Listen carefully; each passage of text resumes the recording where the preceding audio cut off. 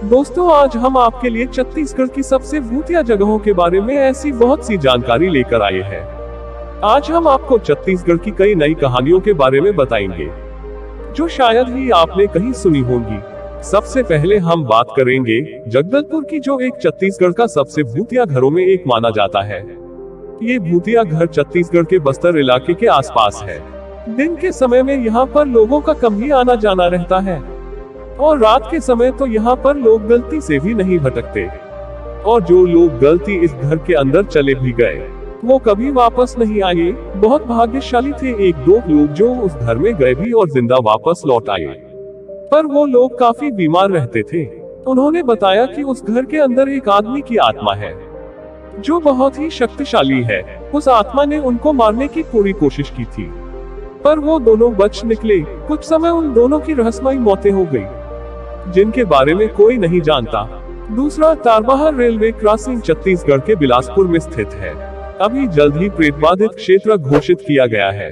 साल 2011 की घटना है। ऐसा कहा जाता एक रेलवे क्रॉसिंग पर ट्रेन आ रही थी, लेकिन पता नहीं कैसे इस क्रॉसिंग पर 18 लोग ट्रेन के नीचे आ गए और कटकर मर गए। ये आज भी रहस्य बना हुआ है कि वो 18 लोग कहां से इतनी तादाद में अचानक ट्रेन के नीचे कैसे आ गए। तब से वहां पर उन मरे हुए लोगों की आत्माएं भटकती रहती है और रात को क्रॉसिंग के पास से चीखने चिल्लाने की आवाजें आती है। इस बारे सबकी अपनी अपनी अलग अलग राय है कि ये सब भूत प्रेत का ही किया धरा है। लेकिन दोस्तों आपको क्या लगता है? इस कहानी के बारे में हमें जरूर बताएं। 32 बांग्ला गैरेज इसके पास स्थित रोड बड़ी ही लंबी है। दोनों तरफ से और हर तरफ इस सड़क को जंगल ने घेर रखा है। जैसे जंगल भी कुछ कहने को चाहता है कि इस जंगल में मत आओ। जंगल अपने अंदर छुपे हुए बुरी आत्माओं के बारे मानो आगाह करता हो, लेकिन इंसान इस चेतावनी को नहीं समझ पाता और मौत की छाया में समा जाता है। ये जंगल चीख चीख कर कहता है कि इधर सिर्फ और सिर्फ मौत है, लेकिन आखिर जाने वाले को कौन रोक पाया है। यह पर भी एक कहानी बहुत प्रसिद्ध है कि यहाँ पर एक आत्मा का वास है जिसने पूरे जंगल को अपने वश में कर रखा है। एक बार इस आत्मा ने इस राहगीर से गाड़ी में बैठने की जगह मांगी। राहगीर ने बहुत सोचा कि गाड़ी रोके कि न रोके, लेकिन गाड़ी उसने रोक ही दी, उसे बैठा लिया।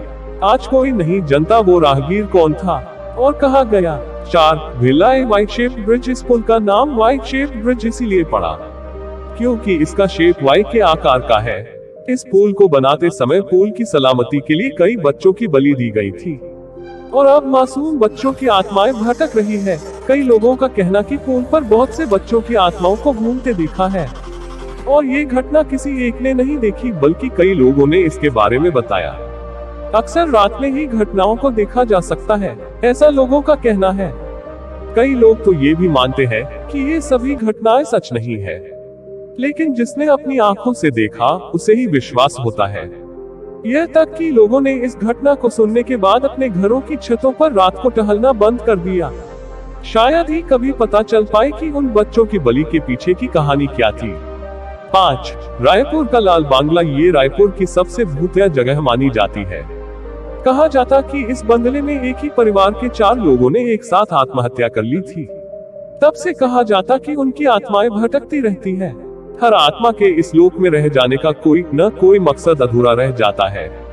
कहते हैं कि आत्मा का वास हर जगह पर होता है, लेकिन जहाँ पर घटनाएं बार बार घटित होने लगे वहाँ पर बुरी आत्माओं का वास होता जाता है।